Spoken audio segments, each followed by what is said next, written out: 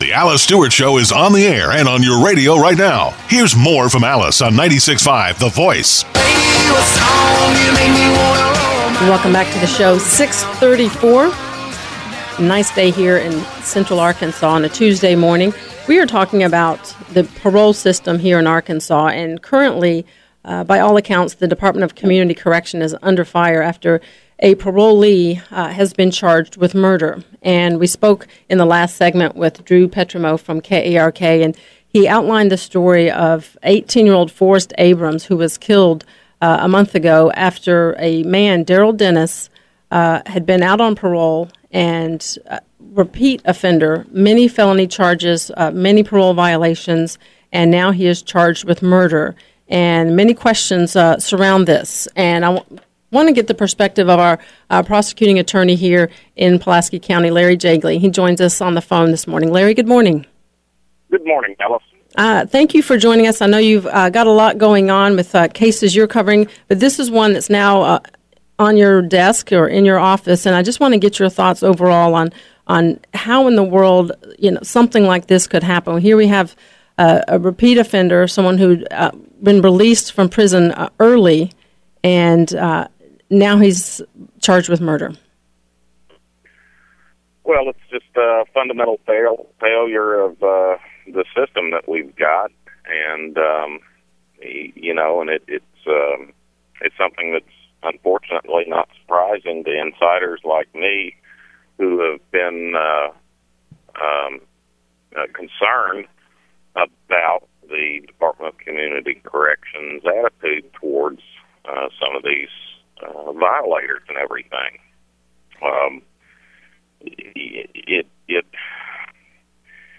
It's elementary when you're dealing with people who won't abide by the laws and live like the vast majority of us, that when they are given the mercy side of the justice system, that they are held accountable. And that's what parole is it's merciful. Instead of just locking somebody up, throwing away the key, the system has built in a process by which an individual, if they behave in prison, can get out before the end of their sentence.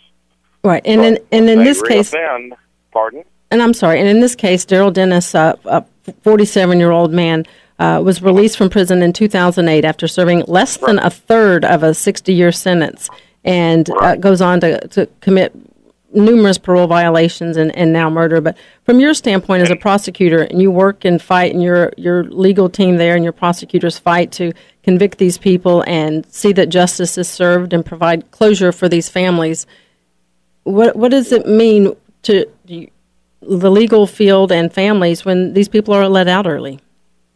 Well, if they're let out early and they do not reoffend and they, get on with some sort of a productive life, great. But when they reoffend like this guy, and Department of Community Correction come back to prison, then that's a systemic failure. And this one had horrible consequences for Forrest Abrams' family. And here we have there's some back and forth on this, and the Department of Community Corrections spokeswoman Rhonda Sharp said that they have released some information, but she has acknowledged that the DCC supervised this specific offender to the best of its ability, which that's... Well, I don't buy that. To the best of its ability, well, that's not good enough. And you hear them whining about it all the time. Oh, gosh, our parole officers have to supervise whatever the number is, 100, 125, something like that. And that's just too much work and everything else. Well, I've got people up and down the hall of the second floor at 224 South Spring Street. They're called deputy prosecuting attorneys. They're lawyers. They work for me. And they have horrendous caseloads, 300 and 400 cases. And do I hear from time to time, gosh, this is hard, I've got too much? And I say, yeah, I know it's hard, but handle it. Let's do the job. Because we've got to do the job regardless. I could put 20 lawyers to work tomorrow and work them like Pony Express horses. And I'm sure that the people at the parole office at DCC think that they're overwhelmed and everything. Get over it, guys. Do the job. We work for the public, and we weren't hired to whine. We were hired to get it done. So, cry me a river, DCC. I'm not buying that.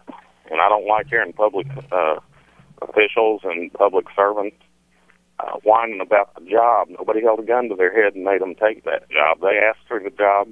They were given the job. They're compensated for that job, so do it. And it appears there's an article in the newspaper over the weekend on this, and some emails that were obtained through the Freedom of Information Act request, and there's emails back and forth through the DCC, including the directors there, and there was some back and forth on how to release this guy. Could they release him? Should he go to jail? And the final emails, one of them, it says, quote, "Did we release or hold on this guy on May 8th, 2 days before this murder, mind you, or did the jail decide to release him? If we did release our hold, why did we do so? It appears he was going to be he should have been going to a technical violation center." So this is just clearly either human error or a terrible mistake, or they didn't look at this guy's record of parole violations and separate this case out from the normal case.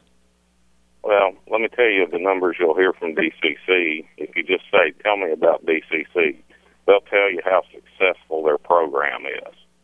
They'll crow about how few people reoffend and everything else. Well, it's stuff like this that helps make that number good, but it's also stuff like this that says they're not doing their job at some level. We've been round and round with them. They've got a computer program that generates early release forms on probationers, and no human, to my knowledge, puts eyes on the information about these individuals. So we're getting early termination of probation notices for people who simply meet the minimum time requirement and nothing else. In other words, they've been on probation without a violation for 2 years, and they qualify for early release, but they're not looking at them. DCC is not looking at these individuals and seeing if they have complied with all terms of their probation, and that is restitution to victims, anger management, alcohol, drug treatment programs, things of that nature. So we get the notices, we look and see if the court record says anything about whether the terms and conditions of probation have been complied with, and in the vast majority of them, they have not. So we have to file a motion with the court objecting to the early termination of their probation. Right. That triggers a whole bunch of other things. Nobody's given it a critical look at the front end. They're just doing it by rote, thinking, I guess, that they can add these statistics to their record.